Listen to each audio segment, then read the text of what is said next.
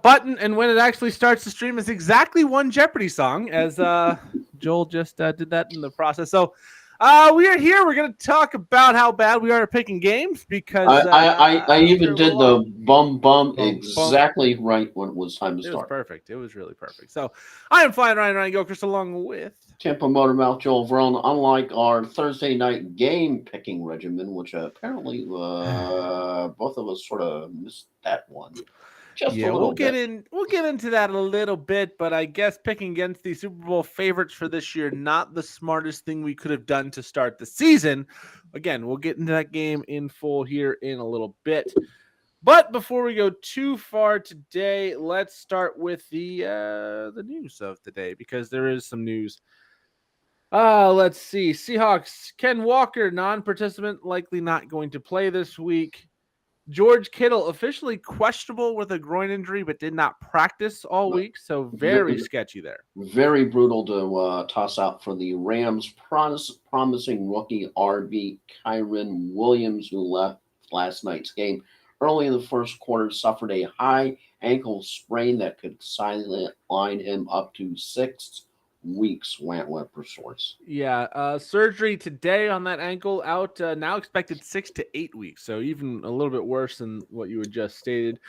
For the Cardinals, Zach Ertz questionable, J.J. Watt questionable, Rondale Moore out against the Chiefs. So of course, no DeAndre Hopkins with his PED suspension. Now no Rondale Moore, and possibly no Zach Ertz.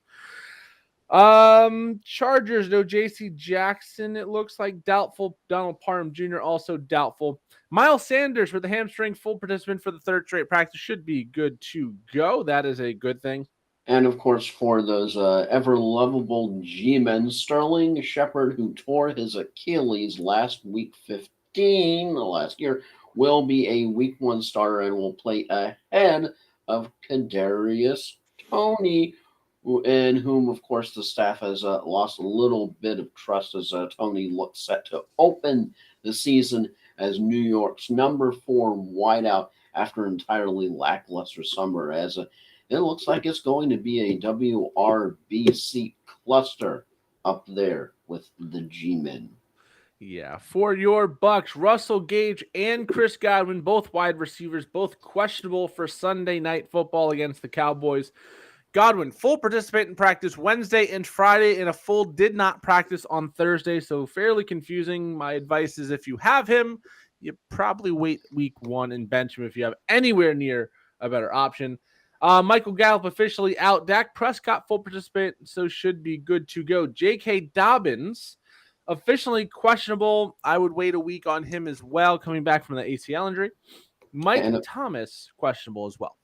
and of course, we have this statement from the GM of the Ravens, one Eric DeCosta. Quote, despite best efforts on both sides, we were unable to reach a contract extension with Lamar Jackson. We greatly appreciate how he has handled this process, and we are excited about our team with Lamar leading the way. We will continue to work towards a long term contract after the season, but for now, we are looking forward to a successful 2022 campaign fly-in. I'm curious if this has any effect on Lamar Jackson and the Baltimore Ravens on field, or is this just off the field nonsense? I think it's off the field nonsense. Both sides want to get the deal done, from what I understand. Lamar Jackson is too good to let walk out of the building in the offseason for nothing. Of course, it would be within his right unless they So franchise tag him to do so. he's not going to the Dolphins like as was suggested by the Post. It's still possible. The Ravens do everything they can to not let that happen. But if Lamar Jackson doesn't want to re-sign because he feels slighted for some reason, they could, of course, franchise tag him. That would keep him in the building for one more year. But that doesn't typically go well with quarterbacks. So it might just be delaying the departure if they do that. They will work to get a deal done. I don't think it's going to be a major concern as we Didn't I get see into something next along the season. lines of he's worth about 45 mil? Yes, you got to remember Russell Wilson, a huge extension. Of course, the Deshaun Watson contract this offseason, very controversial, being fully guaranteed with everything that was going on with him. Lamar Jackson probably deserves more than both of them. So I can't really blame him for wanting to get more than either one of them, or at least just as much. Back into some news of the day. Zach Ertz, again, trending in the right direction, but questionable. Steelers, nobody on the injury designation. Deontay Johnson had a shoulder injury earlier this week, not on the injury report. Full steam ahead for them. Alan Lazard, the prospective wide receiver one for the Packers, is officially doubtful for Sunday against the Vikings. And let's see, any other big news of today? I think that's pretty much it. Again, Chris Godwin's right up until kickoff for that decision being a Sunday night game. Probably want to plan for other options in your fantasy lineup. And that's pretty much up to speed. Any of those really concerning to you? Obviously, as a Bucs fan, the Chris Godwin news, not ideal. Yeah, but I don't think anybody is surprised at all, considering his injury, considering the initial timetable. So I think if anybody was actually expecting him to play this week, that would be really a little bit shocking, especially with the fact that he's not really slated for at least another couple of weeks to be back fully recovered. So yeah, a little bit jumping the gun, thinking like, yeah, okay, Godwin's going to play week 1, and I don't think he really needs to play. I think the Bucs have other options that they have can go with it right now. Yeah, I think if the Bucs were smart, they'd let him sit at least a couple weeks this season. You don't need him. This is a team built for a playoff run, not necessarily to start off 3-4-0. I mean, you can sit him for 2 weeks, go 2-2 if things go poorly for you. And then really push when he's got a little bit more time in. All right, let's go into last night's, we'll call it a game because technically that's what it was, even though it sure looked like two teams that don't have the same goals in mind. Buffalo 31-10, and it really wasn't that close over the Rams. Josh Allen is absurd. If you have him in fantasy, especially if you have him with a stack with Stephon Diggs or Gabe Davis, as I do in a couple places, you're having a pretty good morning and good afternoon and good day and probably a good weekend. Josh Allen, 26 of 31, 297 yards passing, 3 touchdowns, 2 picks, one of those not on him at all. Isaiah McKenzie, a terrible drop. Josh Allen also led the way in rushing for the Bills, 10 carries for 56 yards and another touchdown. So he had a massive 30-plus point fantasy performance. Stephon Diggs, 8 catches, 122 yards, and a touchdown. He was a good wide receiver last year, but really disappointing in the fantasy game. This is what you were hoping when you drafted or kept Stephon Diggs or traded for him in dynasty leagues, as I did. This is what you're hoping for. This is a monster performance, so almost 26.5 in PPR. Gabe Davis, though, the hot name for the Bills, 4 catches, 88 yards, and a touchdown. Isaiah McKenzie, also 2 for 19 and a touchdown. As far as rushing goes, Devin Singletary, good average, 6 yards per carry, but only 8 attempts, 8 for 48. Zach Moss had 6 for 15, and unfortunately, it's not even on here, but a fumble for rookie James Cook on his first carry. We'll see what that has impacted him down the line. Give me some thoughts, just general thoughts on the Rams last night, or the Bills last night. Well, I'm actually kind of going to go to on the other flip side of the coin to give some thoughts on the Rams. All right, well, let me give their stats first then. Okay, so we can get the whole picture. Matt Stafford, 29 of 41, 240 yards, 1 touchdown, and 3 interceptions, including a very nice one by a defensive lineman last night, tipping the ball in the air to himself. Darrell Henderson, 13 carries for 47 yards. Not an impressive performance, but I think the takeaway here is he had 13 carries compared to Cam Akers, 3 carries for 0 yards. Cam Akers was the 4th or 5th or 6th round pick, depending on your league, usually 4th or 5th. I started him in a place last night. I'm not real happy about it, but I also had Josh Allen and Gabe Davis, so it kind of balanced itself out. Yeah, that's a performance. You tend to look at the fantasy sheet, and you're probably saying a couple expletives after that performance. Yes, if you had, let's say, Cam Akers and Allen Robinson last night in a stack, or Matt Stafford and Allen Robinson, you're probably not happy. You are happy if you had Cooper Kupp. Let's be real. 15 targets, 13 receptions, 128 yards, and a touchdown. That's almost what is that, a 30-point game? Yeah, 31 and plus points for him. So very good performance out of Cooper Kupp. That was at one point tied. Yeah. Tyler Higbee, only 5 catches for 39 yards, but the big takeaway here, 11 targets. That's a big number for the tight end, especially when Allen Robinson, who was supposed to be the number 2 receiver on this team, 2 targets, 1 including on the last offensive play of the game in pure garbage time. 1 catch for 12 yards, end of stat line. Darrell Henderson, 5 for 26. Ben Skowronek, 4 for 25. Really just a brutal game. It was tied at halftime. Bills got up 10-0. The Rams crawled their way back into it after a sloppy second quarter for the Bills. And then it was just all Bills in the second half. It was not a contest in the second half. Takeaways, Joe. 2 main takeaways I think here is Cam Akers is not the guy in Los Angeles. And the other takeaway I think we have is that Allen Robinson may have a repeat of last season. So the question, and both of these topics you just mentioned are part of this question. Is this how great the Bills are? Is that what caused this scoreline? Or are we so overestimating the reigning Super Bowl champion Rams with their losses? Or again, no Von Miller, who played a big role for the Bills last night. No Whitworth on the offensive line. Andrew Whitworth, I believe is the name.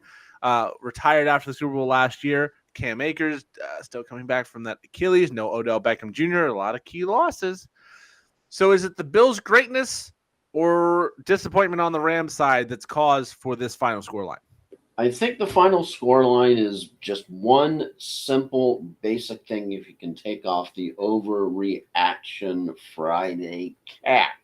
And that is, bluntly put, when you have a team like the Rams go up against a team that is a damn good defense in the Bills, that's going to happen. I don't think we need to get all the formulas out. We don't need to break down the 4D chess. That's what happened. You had a team that's normally a good offense come up against a damn good defense. Yeah. Bottom line. So let's go and cycle this forward for the Rams. Are we worried about Allen Robinson after one game against what has been called just now a very good defense? One game, one good defense, no. But if we're still having the same conversation a month down the road with the first quarter basically of the season gone, then I think it's time to have a row conversation. But after just one game, after one bad night, I don't think it's time to absolutely go all panicky and go all oh no's, we're on fire. I don't think this is a fine situation yet either. But it's just something that we just sort of you kind of monitor going forward. If this becomes a trend, if we're still having the same conversation 4 weeks down the road, yeah, then it's a problem. Right now, one game, one instance, not a problem. If it becomes a trend, then yeah, boy. Yeah, wide receivers are notoriously inconsistent outside of your Cooper Kupp, Stephon Diggs, Devontae Adams, Justin Jefferson level of guy, your top 5 or 6 guys. So one game is not concerning. However, Allen Robinson was arguably the biggest disappointment in fantasy football and in the NFL last season for an individual player. I think that's fair to say, Joel. And then he was hyped up going to the Rams, which you get. No Odell Beckham Jr. due to the knee injury. Robert Woods now out of town. There's a role for him. He's got a lot of talent. He's been good with terrible quarterbacks in the past. Kind of like Matt Stafford in Detroit. He's been good with nothing around him. Now he's going to Matt Stafford. He's going to a good offense. He could possibly shine. Flies up those fantasy draft boards into late 4th, early 5th round area. And I was very lucky not to get a lot of him in redraft this year. I think I didn't get any of him in redraft, have him in Dynasty. But after that, now week 1, 2 targets, 1 for 12. If he goes 2 for 19 next week on 4 targets, and then 2 for 22 and a touchdown in week 3, just to throw that little wrinkle in there. But it's only on like 5 targets. I think the panic is going to set in. You're going to start trying to find your way out of Allen Robinson. There are people today that are trying to get out of Allen Robinson, and they're trying to get out of Cam Akers. And I know that because as someone who has Cam Akers in Dynasty, I'm trying to find that trade to move him and upgrade at running back somehow, because the team I've got him on, I'm ready to win. What is the level of concern on Cam Akers, though? I mean, he did have the hamstring injury in the preseason. I think the plan was to limit him to in last night's game, let him rest up. You've got another 9-10 days before the next game. But the question is, how concerned after coming off the Achilles and the hamstring injury, seeing the usage, given his 3 carries, he had no shot of going anywhere because that offensive line was getting beat down all game. What's the level of concern for Cam Akers? Basically, I think that the next 2 weeks, seeing how he does against the matchups and if he can recover and get back. Of course, it was a brutal matchup. Very, very brutal. But the whole question is can he bounce back and just sort of shrug off whatever this aberration was and get back to where they usually were? Yeah, next week the Rams will have Atlanta, so a possible palate cleansing game for all parties. Can't have an absolutely just completely in fuego freaking game when you're going up against the Falcons that have virtually paper freaking thin defense. That's when it's going to be a problem. Yeah, this is where next week Allen Robinson needs to have a game. If you can't do it against Atlanta, that's when it becomes a concern. Cam Akers, if he doesn't have 20 or 25 fantasy points easily next week, I think it's a cause for concern. In PPR, 20 to 25 might be high end of reasonable, but I think he should be 15 minimum next week. If he gets 5 catches, 50 yards, and a touchdown, that gets him to 16 in PPR. So it's not a difficult number. But if he goes out and gets 2.5, 3.5 points, panic alarms might have to start going off for Allen Robinson. We will have a problem. Now, Cam Akers, I think, is a little different. I think you have to kind of either try and trade him to the guy with Darrell Henderson or vice versa right now. Or you kind of have to wait and see 3-4 weeks, because if it is an injury, you're going to slowly work him back in.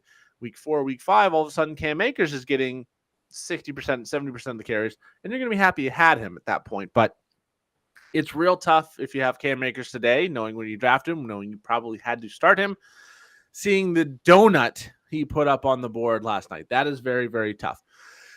Dawson Knox was disappointing for the Bills last night. 1 catch for very few yards, I think 5 yards, but didn't really need him. So I don't think any panic there.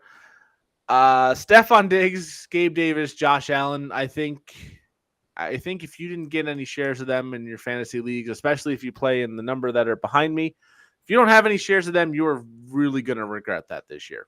Just sort of chalk it up to it's one of those wacky, crazy Thursday night games that you literally never know what to expect from anybody. Yeah, next week the Bills will be playing they'll be hosting Tennessee on one of 2 Monday night games. So that should be a good test as well. We thought this one would be, but maybe Derrick Henry. The Bills' run defense looked a lot better than it was last year, but Derrick Henry has always been kind of their kryptonite. So we'll see how the Bills look again next week. Another tough task.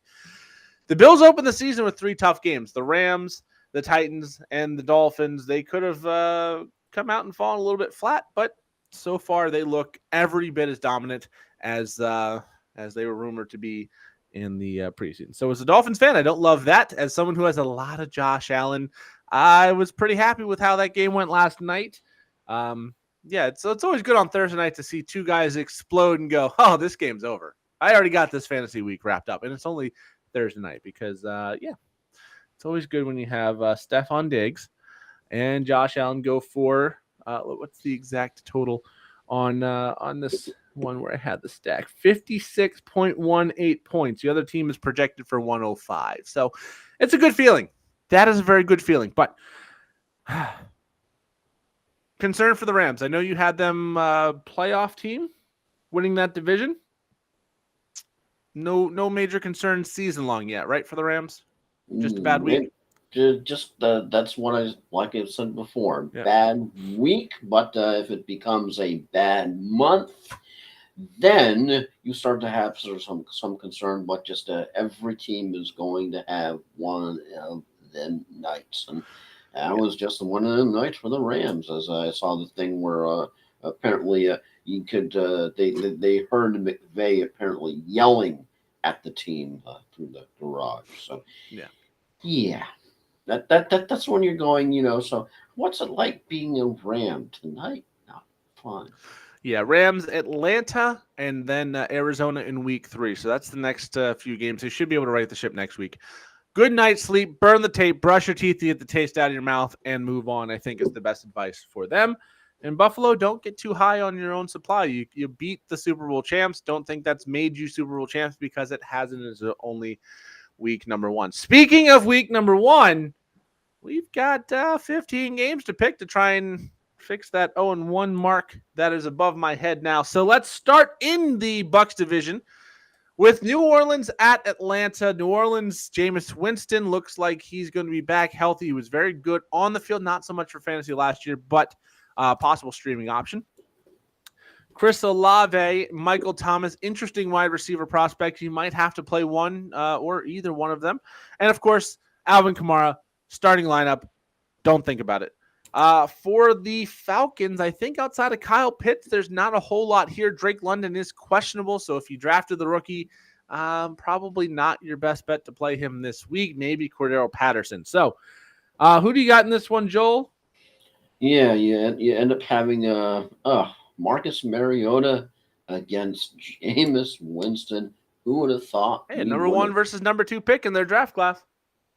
Yeah, with as much as you tend to have questions with the New Orleans Saints, especially with all the injury that Jameis Winston had at quarterback last year, the change in coaching regimes, still, you look at both of these two teams on a whole, I've got to buy the New Orleans Saints more than I do the Falcons, just because you had a little bit of a change, of course, with the coaching, but I think with the change at quarterback is more paramount to take into consideration than the change in coaching. So I've got to go with the Saints. I'd have a hard time trying to back the Falcons even in this situation. Yeah, I got to go with the Saints as well. They are the better team. Atlanta projects to be a top 5 pick in the upcoming draft. That's where they may address the need for quarterback. At some point, they're going to go away from Mariota to see what they've got in Desmond Ridder. I think Atlanta's in for a real rough season. New Orleans has playoff aspirations. I think I had them in. I don't remember if you had them in offhand at the end of the season. So I'm going to take New Orleans there. I think Alvin Kamara has a big day. I think this is going to be, if Michael Thomas plays, this might be a statement game for him saying, I'm back after 2 full years away, pretty much. Next up is one of the revenge games of the week, and probably the second biggest revenge game of the week. Cleveland at Carolina. Baker Mayfield facing his former team in week number 1. Of course, all the Deshaun Watson drama and the way Baker Mayfield was unceremoniously thrown out of Cleveland. Going to be a storyline for a lot of Sunday morning. You will hear it more than once. As far as fantasy assets go, you're probably looking mostly in the running back department. Nick Chubb, Kareem Hunt, and of course, Christian McCaffrey, all at least starting or in consideration in terms of Kareem Hunt. Wide receivers, DJ Moore likely starting, and possibly Amari Cooper, depending on your team's build. I'm going to say no to the tight ends, and Njoku's an interesting streaming option, but quarterbacks, I think, are only available in super flex as options, being Jacoby Brissett and Baker Mayfield. Does Baker get his revenge? I think it's going to be one of those close, tight games as both teams sort of tend to go at it. Tend to think that I don't think it's going to be a question of the Panthers are just going to absolutely run away with this because you have the Browns have a good core. Even if they're quarterback, they're waiting till when Deshaun Watson, of course, becomes off of suspension. But still, you have a decent offense and a pretty solid defense on that team. So that team isn't one to sort of dismiss. But the big question is the quarterback, of course, with Jacob Brissett.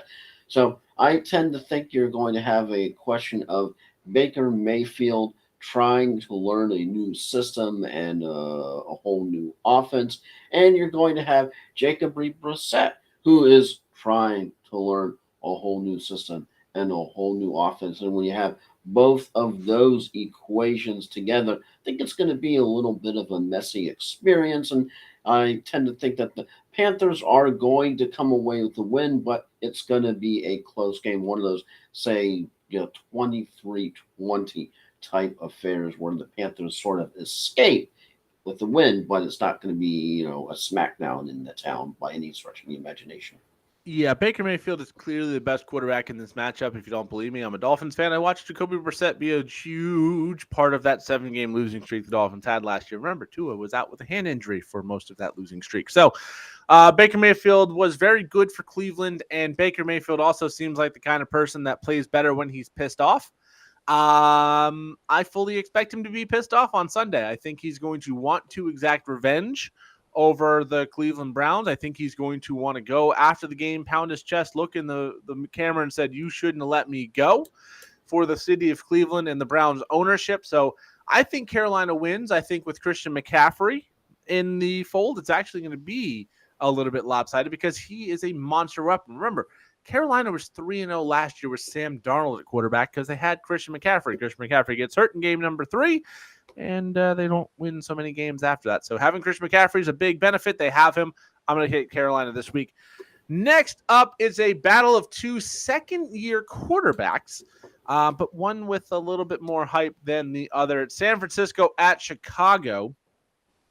The Bears look to be a terrible, terrible team this year. Justin Fields at quarterback, an interesting super flex option, but probably not on the radar in redraft standard or point perception 1 quarterback leagues.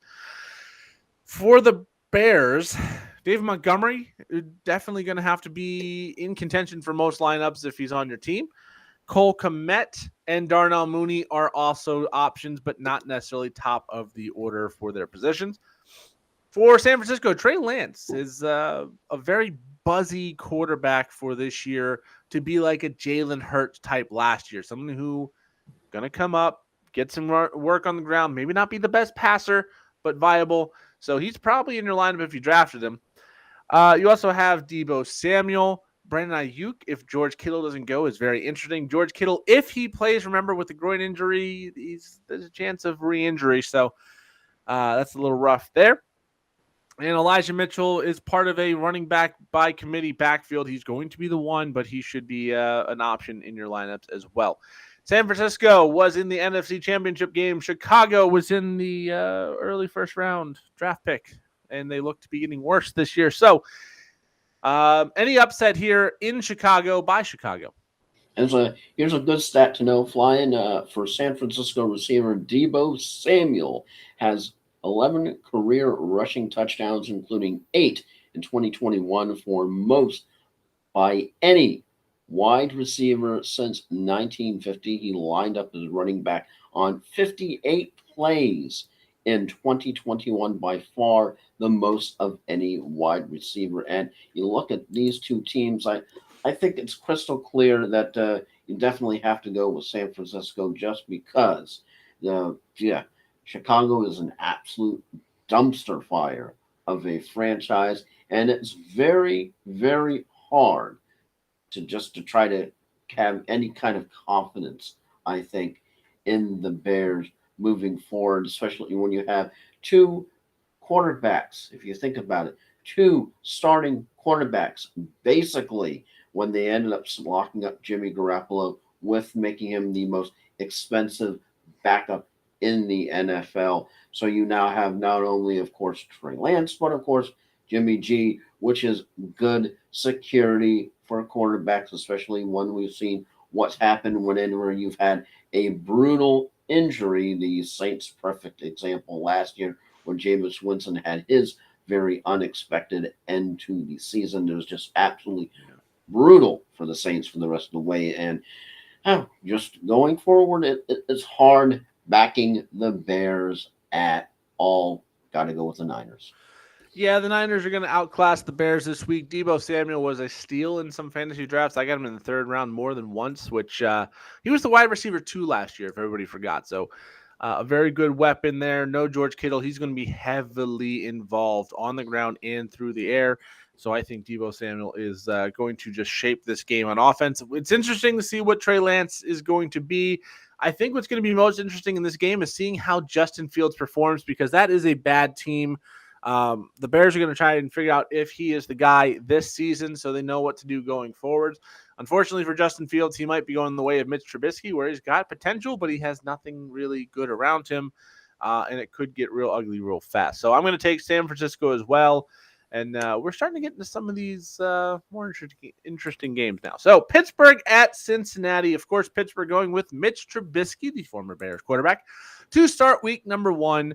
Deontay Johnson going to be an option. Pat Freiermuth at tight end, maybe a deep option. Najee Harris, Chase Claypool, George Pickens, at least on the radar on the 2 wide receivers. Najee's going to be in the starting lineup no matter what. Cincinnati is loaded with fantasy options. Joe Burrow going to be a starter if you drafted him. Jamar Chase, T. Higgins, even Tyler Boyd could be in the starting lineup. The first 2 definitely will be, as well as Joe Mixon. A lot of offensive talent for the Bengals that have improved offensive line, but the Pittsburgh defense very, very good. Cincinnati's defense still somewhat of a work in progress, even though they were fairly good at the end of last season. How do you feel about Trubisky and the Steelers going into Cincinnati and beating the Bengals? Well, yeah, because when you're talking about the Bengals, the definitely the person that you're paying attention to has to be one Bengals receiver, Jamar Chase, who had the second most receiving yards by a rookie in the NFL history, almost 1,400 last season, trailing only one Bill Roman in 1,473 yards from 1960. And you're talking to these two teams, of course. It's definitely a question of offense versus defense. And as much as I know that the Steelers have a reputation for defense as well deserved, you remember that insane playoff game that happened most recently. Browns, Steelers, absolutely cray. But I just, as much as you have the defense, I think I tend to have to want to go with the offense in this case, because you have the Cincinnati Bengals that they're back on a mission. They want to get back to the big dance.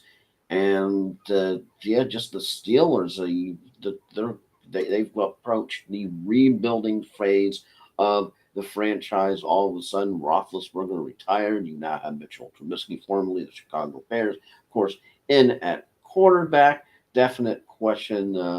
When you're talking Mitch Trubisky as opposed to Joe Burrow, I don't think you have any question of the fact of the talent of either of those two individuals. I definitely, as much as you have the Steelers D, that is definitely the main focal point, I think, of this game. You still have the very potent Cincinnati O, and that's where I've got to go. Got to go Cincinnati. Sorry, Steel Curtain. I'm going to say this about the Pittsburgh Steelers. I think their offensive line has progressed from last year. I think Mitch Trubisky is a better quarterback at this point in time than Ben Roethlisberger was last year, the statuesque, noodle-armed person that Ben Roethlisberger was. And reminder, the Pittsburgh Steelers were a playoff team last year. Sure, they didn't do much and they barely got in, but they still were a playoff team. Mike Tomlin does not have losing seasons. All of that being said, I'm taking Cincinnati. I just want to paint the picture that Pittsburgh, you have brighter days ahead. It's just you're facing a team that's got a real bad taste in the mouth from last Super Bowl. one play away where Jalen Ramsey blew the coverage, and unfortunately, Burrow didn't have time to throw it. Offensive line did improve. The defense is, again, work in progress, but it is pretty solid at this point. And I think Cincinnati, Joe Burrow and Jamar Chase, they're used to winning at LSU, and they do not like that they came second best last year. So I think Cincinnati's going to come out with some fire. It's kind of weird to think of Cincinnati as a potent Super Bowl caliber team because they've been the Bungles since my entire life happened. But Cincinnati, definitely a good team, so I'm going to take them over Pittsburgh this time. Next up, this one gets a little interesting to me.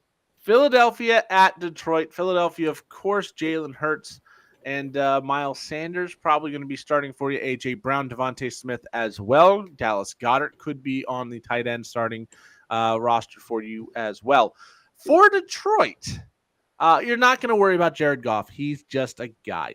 Amon-Ra St. Brown as the wide receiver. DJ Chark could be a depth option. And DeAndre Swift will be starting for you, as well as TJ Hawkinson at tight end. The defense for both sides, I think, is a little bit suspect. Detroit being a little bit worse. Both of these gave up a lot of yards on the ground last year. These feel like two teams that are viable for a very good week and a very bad week at random times. I'm very high on Detroit overall. I did a full season pick 'em for a contest last night. And I got to say, I picked Detroit a lot more than I thought I would. So, Joel, in week one, how do you feel about a Detroit win over Philly? Any shot there?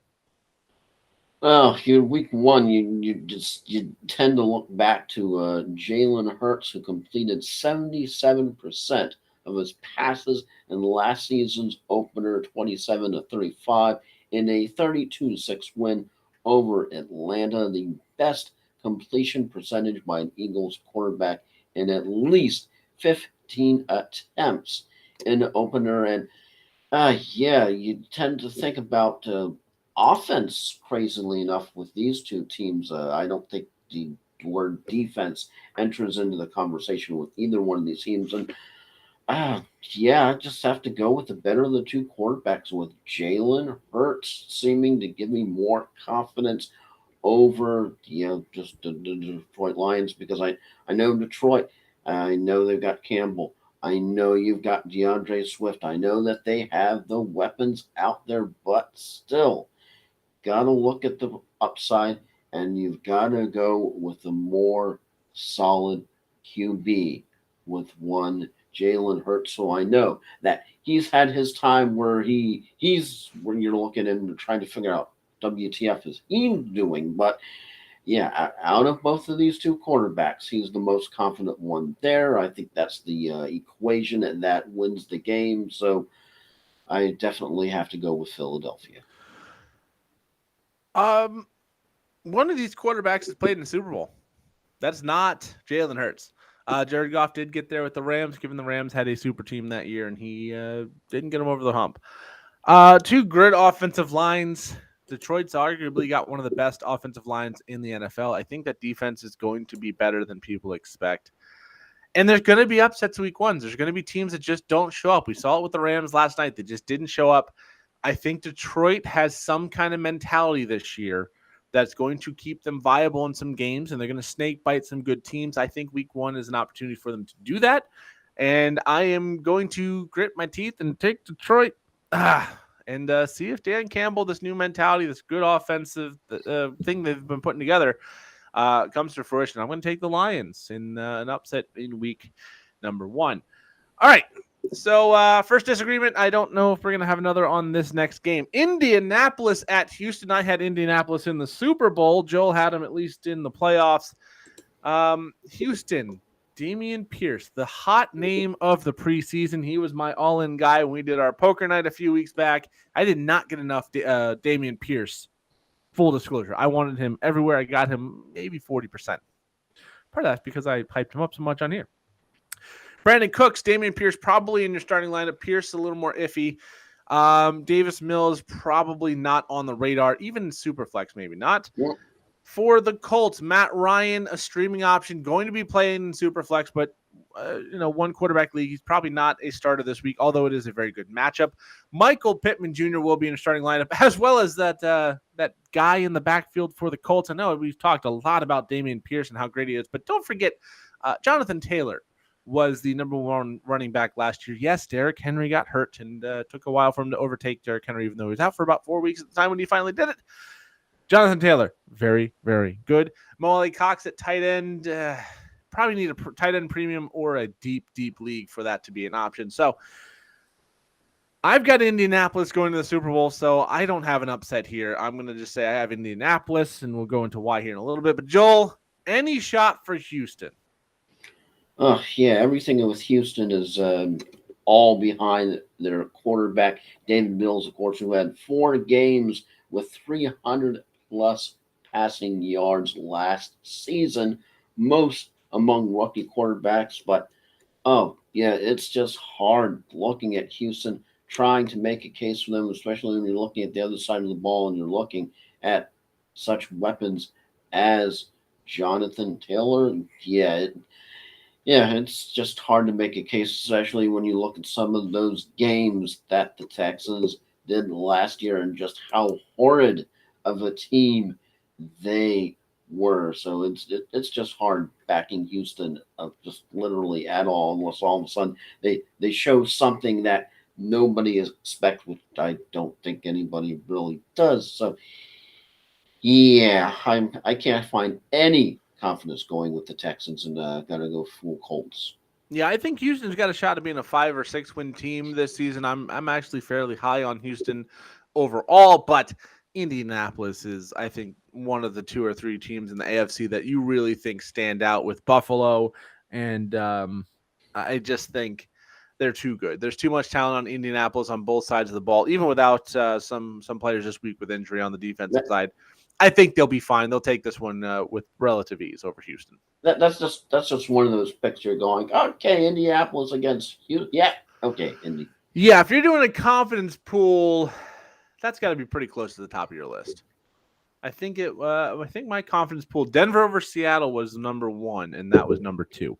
One that I was less confident in just because it's a division rivalry, and it tends to be a close affair between these two. New England at Miami. Is there anybody on the Patriots side you are excited to start? I don't think wide receiver wise, you're not looking at anybody. Yeah, I don't think you can name the number 1 right there. Mac Jones not going to be an option at quarterback. Maybe Hunter Henry, Jonnu Smith at tight end, and maybe Damian Harris or Ramondre Stevenson if you, let's say, did an auction draft and just neglected to bid on running backs like somebody did. I did do an auction draft Wednesday night, and somebody has as their 2 and only 2 running backs, Damian Harris and Raheem Mostert. So not great for them. Plus also fun fact, Matt Jones lost the 2021 season's opening and closing games to the Dolphins, the only team that beat Jones multiple times during his first NFL regular season. Yes. The Dolphins also have a very good track record against New England in Miami. For Miami, Tyreek Hill in your lineup. Tua, possibly a streaming option or a super flex gem. Chase Edmonds, coming off the groin injury, is good to go. Not in the injury report, probably in your starting lineup, or at least in consideration for that. I would say no to Mike Gesicki this week. I know he was drafted, but there's a lot of rumors he's not going to be a big part of the offense. Jalen Waddle, going to be in your lineup as well. I think, especially in PPR, he did set the rookie receiving record for most catches last year. It was only overshadowed because Jamar Chase was an absolute beast. So, in Miami, they saw what the Bills did last night. Both these teams did. I think both teams are going to try and come out and make a statement. Who does it? I think it's going to be your fish come out and make the statement just because they have the weapons now.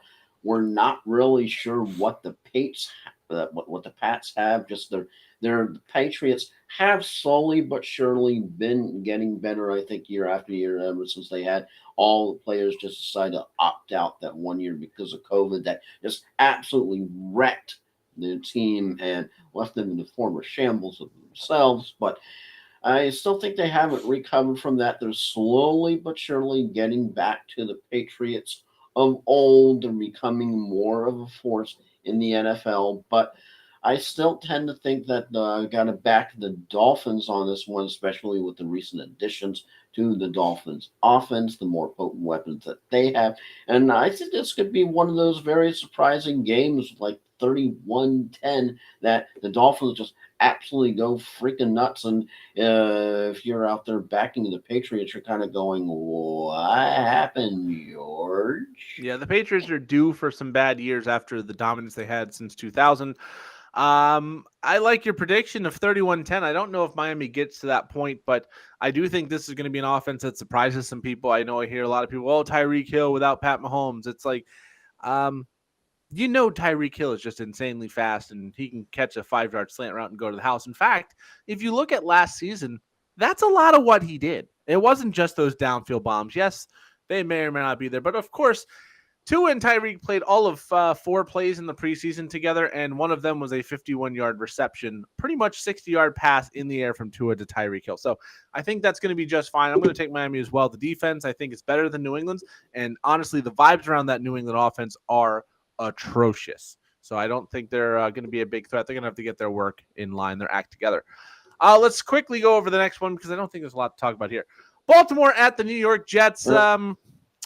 Lamar Jackson, Rashad Bateman going to be in a starting lineup with Mark Andrews. I don't know what's going on at running back, so probably avoid that situation altogether unless you're extremely desperate. Isaiah Likely, possibly a sleeper tight end pickup in the next week or two. For the Jets, Michael Carter, Breece Hall, Elijah Moore, and Garrett Wilson, all interesting options. But Joe Flacco at quarterback, the second revenge game of week number 1, as he goes against his former team in the Baltimore Ravens. Not a ton of great options for the Jets, but they're going to have someone who's going to have some good points for sure. Joel, any surprises here? I doubt it when you're looking through the history back in the crystal ball and you're seeing that Jackson's last time against the Jets, let's see. He 5 touchdown passes. I think that pretty much answers the question of, I think Baltimore is probably going to absolutely destroy, decimate, not just beat, but destroy, like the dogs from Doctor Who, and exterminate the Jets. It's not going to be close at all. Just lock up Baltimore. Yeah, Lamar Jackson has a chance to put a statement out there saying, you should have paid me what I asked for because it's going to go up with this game on Sunday. I'm taking the Ravens as well. Next up, I pity the Jets. This is not going to be they're going to be in for a rough day. Yeah, Zach Wilson might want to go hit on Lamar Jackson's mom to throw him off his game or something. Anyways, next up, game of the week. Clearly the game of the week. Jacksonville at Washington, the Durs and the Jags. That's not what we're all looking for? Okay. Jacksonville, Etienne, James Robinson, interesting. Trevor Lawrence has a depth play, and Christian Kirk maybe at wide receiver. For the Commanders, Antonio Gibson and Terry McLaurin. Those are about your options. Joel, who do you got here? Oh, it's hard trying to back the Jaguars, who had how many turnovers do you think the Jaguars had last season flying? Well, they kept saying Matt Stafford tied with Trevor Lawrence for interceptions, which was 17 last year. So I'm going to say they had 35. Close. 29 turnovers last season. It's a lot. Tied for most in the NFL. And that's a pretty hefty number to try to overcome. So, I can't pick Jacksonville, even with the more confidence you tend to have in Doug Peterson, the transition to someone who's actually, competent at coach. So, I can't pick Jacksonville by any stretch of the imagination. Sorry. Well, I took the Panthers. I took the Bengals. I took the Lions. So I have a cat theme going, and I'm going to take the Jaguars as well. I think getting rid of Urban Meyer is going to do wonders for the belief of this team. The talent is not bad. I mean, Josh Allen on defense has been very good. That defense, remember, this team beat the Bills last year because their defense was that good. Trevor Lawrence is going to take a step forward in year number 2 without Urban Meyer. I think Doug Peterson is going to be a huge benefit to him. getting ETN back, getting James Robinson back onto the field, having some better, even though they're not super inspiring weapons. Don't forget Evan Ingram also at tight end now. They have better weapons than they did last year. And honestly, Ryan just doesn't want to pick the turds. I mean, I don't have a lot of faith in Washington. Carson Wentz, you sitting here going, I want to bet on Carson Wentz. I'd rather believe the good vibes. This is I think a true toss-up type of game. And again, it's week 1. Jacksonville is going to be at their peak confidence, most likely, week 1, week 2. And that's their opportunity to beat somebody. Washington, I had them as a top 10 pick last year, pick number 6. And I did not have Jacksonville in the top 10. So this isn't really a surprise for me. Is this a who will suck less game of the week? Yes, this is. I'm not saying either one of these has playoff potential. This is definitely not a Super Bowl preview, but I think Jacksonville's going to surprise some people. Again, I think this could be a 7 or 8 win team. They're going to have an easy schedule. They're going to play Houston twice for what it's worth. They're going to play the NFC East. So there's some winnable games in there. So I think Jacksonville's going to surprise people, and it's going to start Sunday by beating the Durs, the Turds, the Commanders, the old Redskins, the football team, or the Dan Snyders, whichever one you want to call them, because their names are all trash.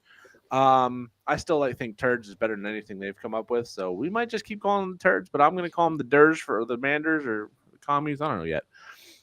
Next up, New York Giants at the Tennessee Titans. Tennessee was the number 1 seed last year. Derrick Henry coming back healthy. Ryan Tannehill probably not on the radar for starting quarterback in a standard league, Superflex 2 quarterback possibly. Treylon Burks, Robert Woods, interesting on the outside. And Austin Hooper, a sneaky play at tight end. For the Giants, Sterling Shepard is coming back, but off the Achilles, I wouldn't play him at all. Daniel Jones is a non-factor. Saquon Barkley, very, very good. And if Kadarius Toney gets play and gets a couple good touches, he could be a very, very deep, good sleeper pick for this week. Titans were the 1 seed last year. The Giants haven't been above 500 in the last 5 years at any single point. So, any reason to believe the Giants get above 500 week 1 this year? Just right now the Giants are 0-5 outright in their past 5 week 1 games, and they have 0-6 ATS past 6 games as an underdog. So and then you have them going up against an offensive juggernaut like the Titans. Derrick Henry coming back ready to feast and ready to chomp. I just cannot have any kind of confidence at all in the horrid G-Men Daniel Jones. The G-Men proved me wrong. I don't think they will. I got to go with the Titans. Yeah, not a good defense. Derrick Henry fully healthy. I mean, he did come back in that playoff game. The odds of re-injury at this point are very, very, very, very, very low. So anybody who didn't draft him in fantasy, you might live to regret it this week. I think Derrick Henry against this weak Giants defense does have a monster game, even though he's really the number 1 option to stop. I think Tennessee wins going away. Next up, this should actually be one of the top 2 or 3 games this week. Kansas City at Arizona. Of course, you know Kansas City, Pat Mahomes, Travis Kelce going to be in your starting lineup. Clyde Edwards-Helaire on the radar. Pretty much any wide receiver, you have a shot of having a good week and a shot of having nothing. So Hardman, Juju, MVS, and Sky Moore all at least somewhere in the back of your mind. For Arizona, Kyler Murray, starting lineup for sure. James Conner, starting lineup for sure. Hollywood Brown, very interesting upside pick. And Ertz might play, might not, which means Trey McBride could be an interesting option. I'm going to say something gross, Joel. AJ Green might have very high upside this week. If no Hopkins, no Ertz, it could no Rondale Moore. It could be an AJ Green week. So this is going to be, I think, the highest scoring game of the week. I think this is going to be shot for shot, offense over offense over offense. No defenses here. So what do you got? Oh, yeah, because you tend to look at the Cardinals running back. James Conner was the only player with 4 games in the second half of last season with at least 5 catches and a rushing touchdown. And this is a tough one. But I tend to think that I got to lean the way of the Cardinals. just because if you have to look at what the Chiefs have lost with Tyreek Hill going to your Dolphins, and I tend to think that's going to be a big difference, a big target that Mahomes normally always looks for now will not be there. So I tend to think that's going to be a very big difference this year for the Chiefs. And the Cardinals have added weapons. Yeah. You have the Chiefs subtracting weapons and subtracting a big one. Cardinals added Marquise Hollywood Brown to the mix. You have the chemistry between the two. They were together in college. That's going to be big. So I tend to think I gotta go with the Cardinals in this one just because of the question of you have a big subtraction, Tyreek Hill no longer there. You have a big addition, Marquise Brown added, backing up. Of course, you have the Hopkins suspension. Marquise Brown slides in. I tend to think that would be a huge boon for the Cardinals, and gotta go with the Cardinals.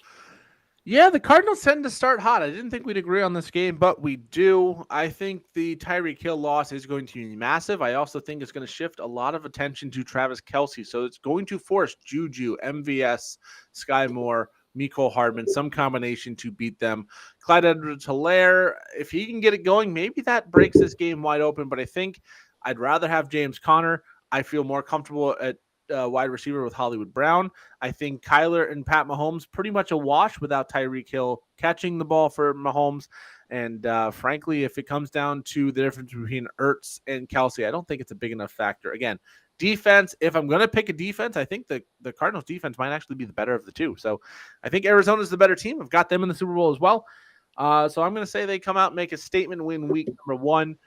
I don't think this is going to be a clean game, especially on the defensive side.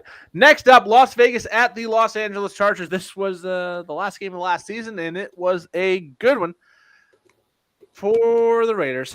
Derek Carr probably not in contention for most people. Deeper leagues, you might have him. Josh Jacobs, interesting, probably on the cusp of a flex spot for most guys. There's a guy named Devontae Adams. You might have heard of him. He's going to be in the starting lineup. Darren Waller as well. Hunter Renfrow, I think, is going to be a dangerous sleeper if you have the courage to play him this week. For the Chargers, Justin Herbert in, Austin Eckler in, Mike Williams, Keenan Allen, both are going to be in your lineup for sure. This is what we've been waiting for with the NFC or AFC West just loading up this season. Week number 1, it was one of the games of the year last year, then week number 18. Who do you got here? I think I know because I know how you love one Justin Herbert. Yeah, because when you're talking about fantasy, when you're talking about quarterbacks, you definitely have to talk about Justin Herbert, who has averaged 23.3 fantasy points per game in 12 career divisional matchups. He has thrown for more than 310 yards in 3 of the 4 games at the Raiders, racking up 10 touchdown passes against just 1 interception in the process. And yeah, I know he's had those kind of games that definitely have let you down as a fantasy manager when you're going, just what the hell was that? But overall, I've got to go with Mr. Herbert and got to go with the Chargers. This is the other candidate. Actually, this one, the last one, and the next one. Probably the 3 highest scoring games this week, if I had to guess.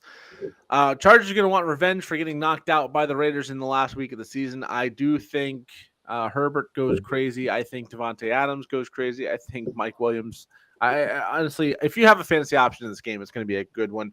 But I think the Chargers want revenge. They are at home. Not that that matters in LA because half the time, as we saw last night, the Bills fans overran the Rams fans at the end. But I'm going to take the Chargers over the Raiders. I think they're the better team. They have a lot more revenge on their mind to play for, and we'll move on. Green Bay at Minnesota. These two teams tend to split, but this, again, this is another huge over-under type of game. They could really put up some points. Green Bay A.J. Dillon, Aaron Jones, probably in your starting lineup. Both of them. Aaron Rodgers definitely deserves a starting spot. And then at wide receiver, I think you're going crickets. You might have no Allen Lazard, which means your best option could be Romeo Doubs or Randall Cobb. Robert Tonyan back from the injury, probably not in your roster on this week. Minnesota, Kirk Cousins, not a bad streaming option this week. Dalvin Cook in your starting lineup, as well as Justin Jefferson. Thielen should probably be in consideration for a wide receiver 2 or a flex spot. Irv Smith, a deep tight end play if you need it. These two teams tend to split. It tends to go to the home team. Minnesota is at home. Does that trend continue? Yeah, as Cousins of course, has had 4 career games with at least 300 passing yards and 3 passing touchdowns against the Packers, tied with Drew Brees for the second most of any player versus the Packers of all time. And yeah, that's definitely a trend that's hard to go against, even though it's the Packers, even though we're talking about how focused Aaron Rodgers are. But the other thing is that they tend to talk about the problem that he's having with his receivers right now. And it's key critical to bring that into effect. I think that tends to carry over. You have, of course, the trend you mentioned about the home team. So, you add those factors together. You have a quarterback who's having a little bit of a chemistry issue with his wide receivers. Yeah, I'm gonna find myself backing Mr. You Like That and going with the Vikings. All right. I'm taking the Packers still.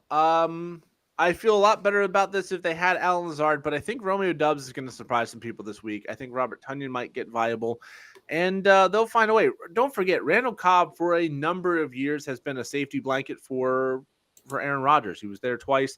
They brought him back specifically because Rodgers wanted him. So I think Randall Cobb can step up and be a good option this week as well. But I really think Aaron Jones, A.J. Dillon just going to maul the front line for the Vikings and just come out on top in what should be a very high-scoring game. All right, Sunday Night Football, Tampa Bay at Dallas. Tom Brady is probably in your lineup. I would assume Mike Evans and Leonard Fournette must be starting for everybody who drafted him. Chris Godwin, again, I would advise against it, but depending on your situation, you might need to play him. We'll see. Julio Jones, probably want to wait and see if you can afford to, but there will be people that play him anyways. I would avoid the tight end position for the Buccaneers entirely. Dak Prescott, Zeke Elliott, Tony Pollard, all at least Zeke and Prescott, probably definitely in your starting lineup. Pollard, possible. CD Lamb, I would say is in your starting lineup, as well as Dalton Schultz. Jalen Tolbert, name to keep in mind if you're playing DFS, but probably not going to be in your lineup this week. This one's in Dallas. Last year, the opening game was Tampa-Dallas, and it was a very, very close game. I think 21-19, something like that. Dallas, sneaky good defense. Tampa Bay with a bad offensive line. Who do you got?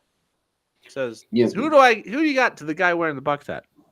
yeah, because if you know the Buccaneers, you tend to know that Mike Evans can be a bit of a fantasy disappointment to start each of the past 3 seasons. Other than stretch of week 1 games, he has managed just 6 catches and 54 yards total on his 118 routes recently. So just a sort of a word of caution if you're going, yeah, well, okay, I know Chris Godwin is going to be starting, but you think you tend to lean Mike Evans, might want to consider other possible options. But that being said, looking at the whole game, it's hard trying to buy into with all the inconsistencies and all of the problems that the Dallas Cowboys have. You already seen the memes that they're already eliminated from the playoffs. It's not even week 1.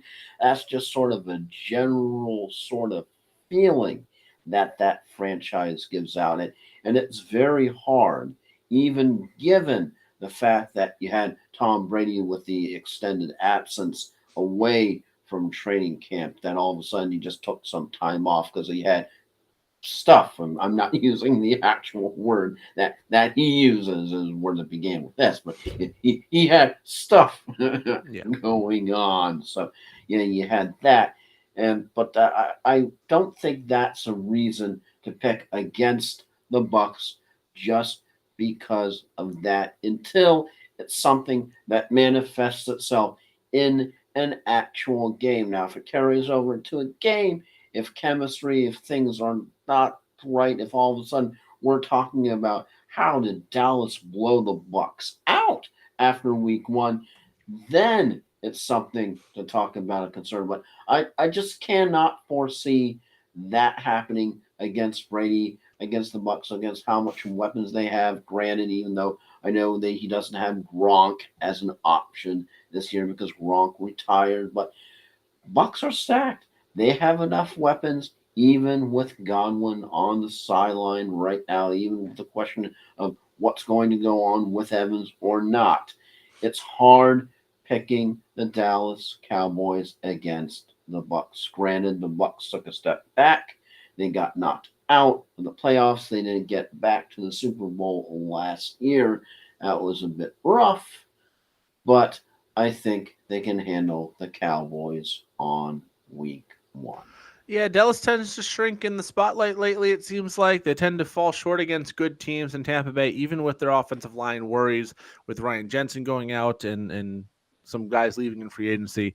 I As think they'll long be as it's fine. not the Saints on front time, then Yeah. I think Dallas is going to shrink. That defense was a touchdown machine, but they also gave up a ton of yards and a ton of points on the back end. So I think Tom Brady's coming back motivated. I think all the S going on in his knife, all that ish, I think is going to motivate him to go a little bit further than they did last year. He wants to go out on top. I think I fully believe this is his last season because of all the stuff going on behind the scenes. So I think Tom Brady's going to come out as a man on fire and really push to win another Super Bowl. I don't think they do, but I think they win week number one in Dallas.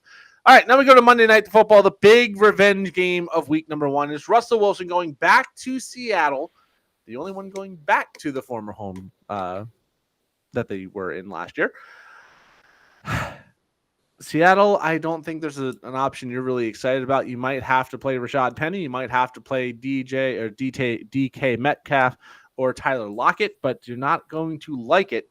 For Denver, Cortland Sutton, Jerry Jeudy, Alberto Guebenom, Melvin Gordon, Javonte Williams, Russell Wilson, all going to be in consideration for your lineup. And yes, I did say Melvin Gordon. They're still saying, as of today, Nathaniel Hackett, new Broncos head coach, they are going to ride the hot hand between Gordon and Javonte Williams. So if you have Melvin Gordon, he could get sneaky. He's also going to have some situational work. Could be goal line, could be 2-minute drill, could be that J.D. McKissick rolled Antonio Gibson that killed the Gibson owners last year. Trust me, I was one of them. So keep that in mind. Hashtag SpongeBob meme. Yes, keep that in mind if you are super high on Javonte Williams, that Melvin Gordon might have more of a role than we want.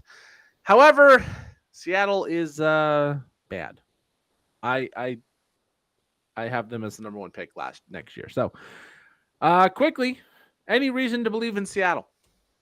Yeah, it's just a good stat to know that Russell Wilson has a 10-3 record on Monday Night Football in his career, the third best by a starting quarterback with 10 plus starts. And I don't see any reason at all for that record to go down and only go up against an absolute horrid Seahawks team that they're just trying to figure out is it Geno Smith, is it Drew Lock? Who the hell's going to be the quarterback? Yeah, I really think they're hoping that neither one of these two work out. I think they're going for that number one pick next year. And I think it starts with a blowout win for Denver. I think it's going to be like 41-9, and they might be lucky to be that close. Russell Wilson's going to want to put on a show. I know he cares for the fans of Seattle. He's not going to go in there with disrespectful means because that's not who he is, but he's going to want to go in and stomp his former coach and former team. So I think that's what happens. All right, that is the week number one picks. We do have about 3 or 4 differentiating picks in there. So hopefully not tied up. Well, it shouldn't be tied up for week one. I think it's 3. So with that being said, Joel, time for final thoughts, and we'll start with you. Yeah, well, my final thought is how about this? You have, here's a headline. Despite financial woes, Rutgers football spent $450,000 on DoorDash orders in 14 months. I just want to leave that headline out there, trying to figure out how you have a college franchise gearing up to get $450,000 worth of delivery. That's a lot of money. That's a lot of money for DoorDash. That could be an NCAA violation. I don't even know those rules. Those are ridiculous. My final thought going to be short and sweet. The Peyton Manning, Eli Manning cast is going to only be about 9 games this year. Peyton Manning has been all over television. He's got a College Bowl education academic game that's on NBC. You saw the previews for it. I think it's actually on the night at about 8 p.m. So if anybody's interested, it's there. Him and his brother Cooper. There's been talk about him possibly going into coaching. Well, Peyton Manning seemed to put those rumors to bed by saying this. He's been coaching his 6th graders team.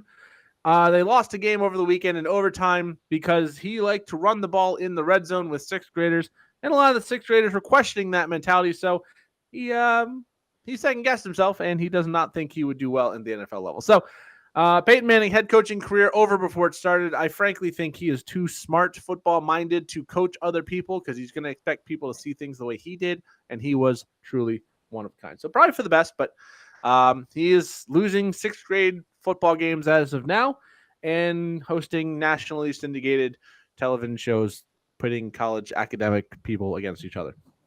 You know, there was a Manning cast. I saw there's a highlight. I forget who the quarterback was, but that Dwayne Johnson was trying to do a motivational speech and trying to pep talk the quarterback, and that ended up with an interception. I'm forgetting which quarterback that was, but that was just sort of the one Manning of those, cast had some really good moments. It really did.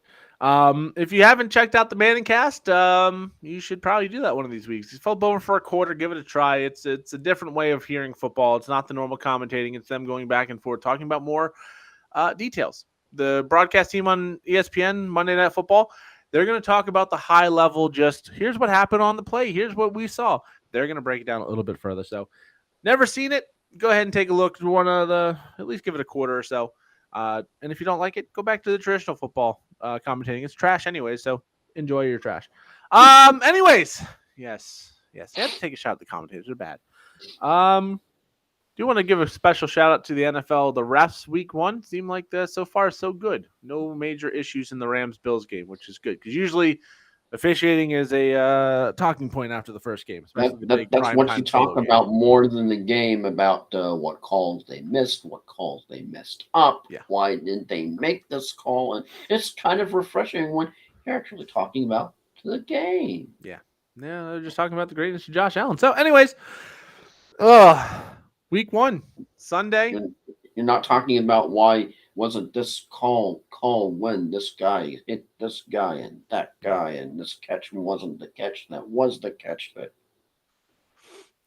Yeah, week 1 though, full swing on Sunday. 14 games on Sunday, and then one more on Monday. And I've already worked on my fantasy football setup for Sunday.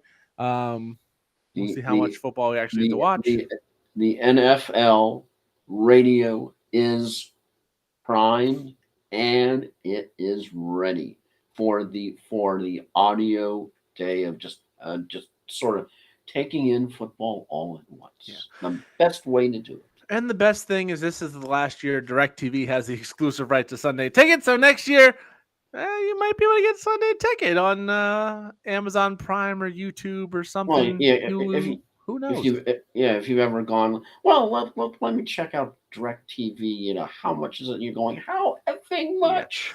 Yeah. DirecTV will die within 2 years without the NFL Sunday Ticket. But hey, they're an outdated piece of technology. Anyways, I am Flying Ryan Gilchrist along with Tampa Motormouth, Joel Verlin. And we'll be back on Wednesday. We'll recap week number 1. We'll get you ready for Thursday night football. We'll see how bad, Chargers, how good Chiefs we did 2. or how bad we did. Yeah, we are starting off 0-1, And well, technically, it can only go up from here. We have a 0% winning percentage right now combined, so it will hopefully. I think Shania about that? Twain in a song that can only go up from here that I promise I won't sing. Well, she's got another song that describes her picks perfectly, and that's it. That don't